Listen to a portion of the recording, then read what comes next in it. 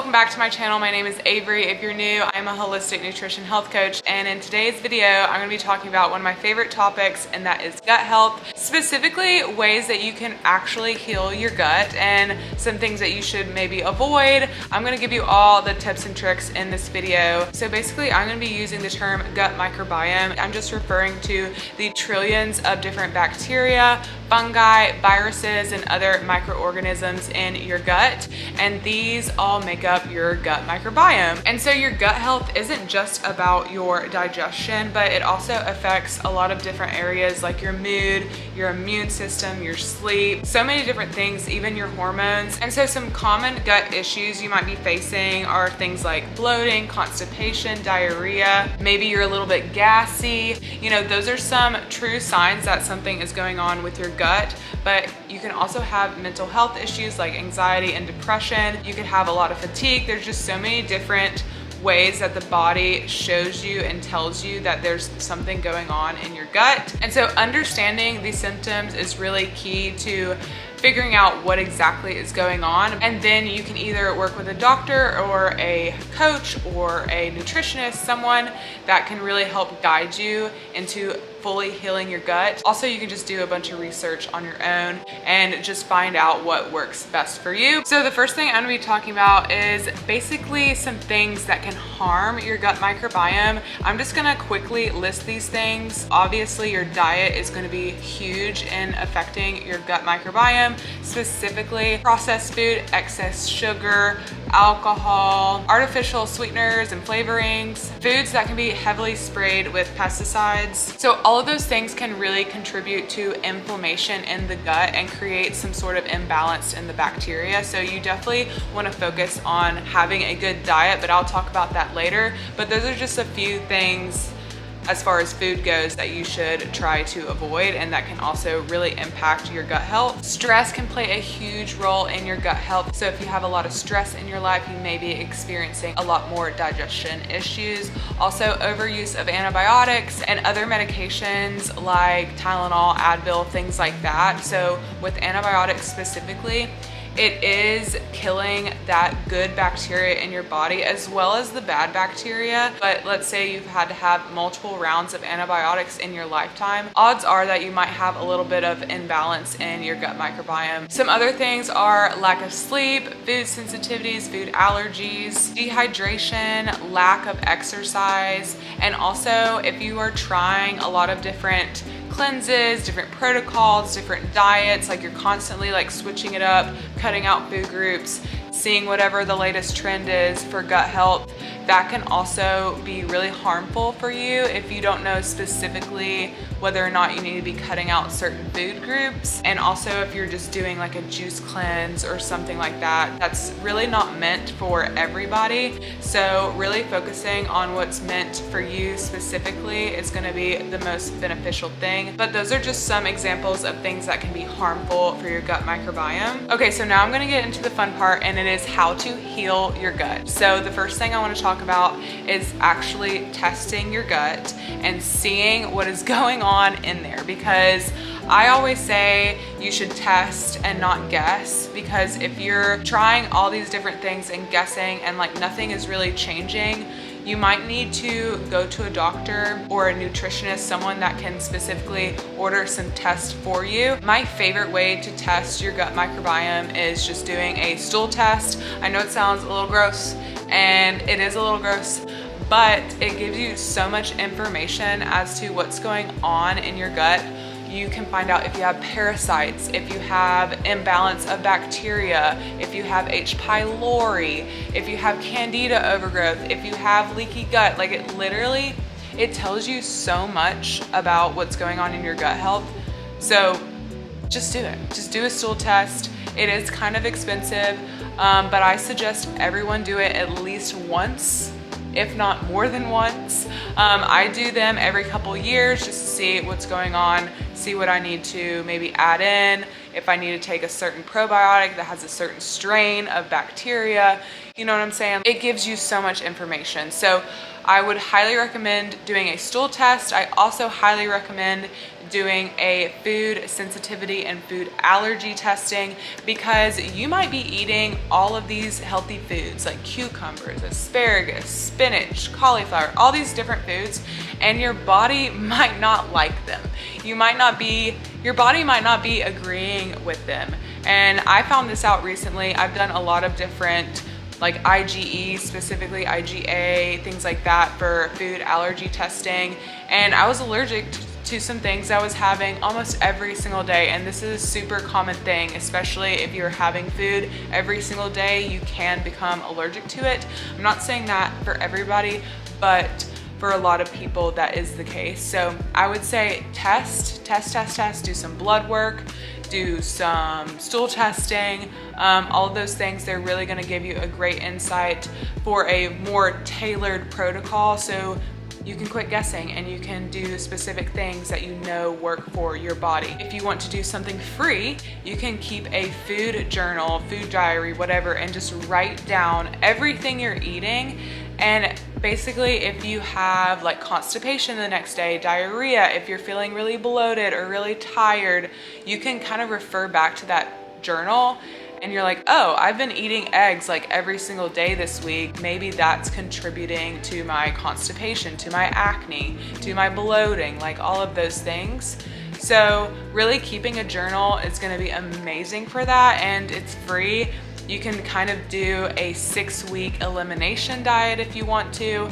I also suggest working with someone one-on-one for that specifically, but it can really help you get an idea of what might be making you bloated, constipation, etc., etc. So you've done the testing and you've done food journaling, and you really want to just improve your gut health. Like, what can you do to really improve that bacteria in your gut?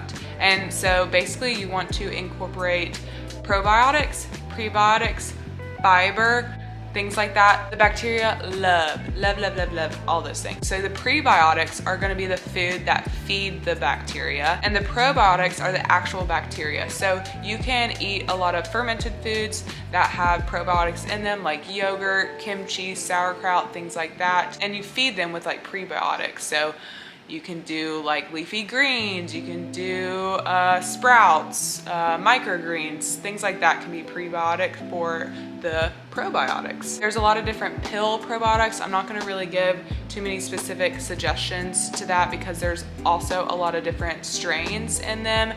And so if you do the testing, you kind of know what strains are gonna be most beneficial for you. But overall, if you do wanna take a probiotic, I suggest a spore-based probiotic. I'll link some down below that might be beneficial, but of course, talk to your doctor before doing that. Another thing I wanna mention is to buy organic. You kind of want to avoid the dirty dozen. So these are foods that are typically, in the US anyways, they are typically sprayed the most with pesticides. And so you want to avoid those because having a lot of pesticides, like you don't want to eat pesticides, you know, that's just not good for your gut health. And so buying organic pretty much ensures that you're not gonna eat a lot of the pesticides and herbicides, things like that. So buy organic when you can, stick to that dirty dozen list, avoid those, and I think there's like a clean 15, but just buy organic whenever you can. Another thing you can do, and honestly you might not like this, but it's to snack less. Yeah, I'm sorry, you need to snack less because you're not giving your body enough time to fully digest the meal you just had. Like if you're constantly snacking, you're not giving your body enough time to fully digest it. And so you're probably gonna be bloated because your body is just like constantly trying to digest food. And so really, I like to space out my meals like 3 to 5 hours, depending on the day. But if you're hungry, obviously eat. But if you are hungry in between meals, you might not be eating enough protein. So just try to eat more protein with each meal. Typically, I try to do like 30 grams of protein, and I don't feel like I need a snack in between those meals. So stick to that, see if that helps, but definitely try to snack less, and it'll be better for your stomach acid and for your gut motility and overall your digestion. Stress management. Okay, I talked a little bit about stress being a negative thing before. But yeah, stress is really, really bad just in general for your nervous system, for your digestion. Like, it really affects so much. And so finding ways that you can manage your stress, maybe it's yoga, maybe it's journaling, maybe it's going for a walk outside, maybe it's taking a bath. I don't know what it is. For me personally, what helps me is being around friends, laughing. I need to laugh. That brings me so much joy, helps my stress management. Moving my body, like literally like moving in any way possible, you're getting that stagnant energy, that stressed energy out. So just like literally jumping up and down, whatever you gotta do, move your body.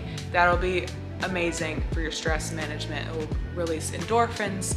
It'll be amazing. And so that kind of leads me to my next point is you need to exercise. You need to move your body. You don't want to just sit down on a computer all day. I know that a lot of us do that, but get up, move around, go to the bathroom, take the stairs, park far away, make yourself move. But seriously, movement is great for your gut motility, gets things moving, and it's great for the growth of beneficial bacteria. So move in any way you can. Lift some weights, do some Pilates, do some yoga, do some walking, whatever you need to do, just get moving. Okay, supplements. So there's so many supplements out there. There's so many greens, powders, things like that. I honestly, there's not one that's gonna be just magical and heal your gut. I mean, L-Glutamine is actually amazing for that because it literally heals the lining of your gut. But there's also a lot of healing herbs that you can get, like slippery elm, marshmallow root, aloe vera juice. I love aloe vera juice, specifically the inner fillet. So good for you. So I can make a whole nother video specifically on herbs that will help your gut health, but just make sure that you do a lot of research before you're just buying a supplement. Make sure it's like third-party tested, all those things. But there's not just one that's going to heal you. Obviously, like probiotics would be beneficial. Also taking like a digestive enzyme would be really beneficial if you're having some digestion issues. But you don't want to rely like too heavily on those things. Those are only really meant to be taken like in a short time. Like you don't want to take them every day for like years, you know what I'm saying? So just keep that in mind. There are some really helpful herbs and supplements that you can take. You don't want them to be like, you don't want to use them too much. You want to be able to function without them. They can be great in the healing process while you're trying to heal your gut microbiome. Okay, hydration. We are going around just dehydrated all day, every day. We're supposed to drink a lot of water. Let me show you.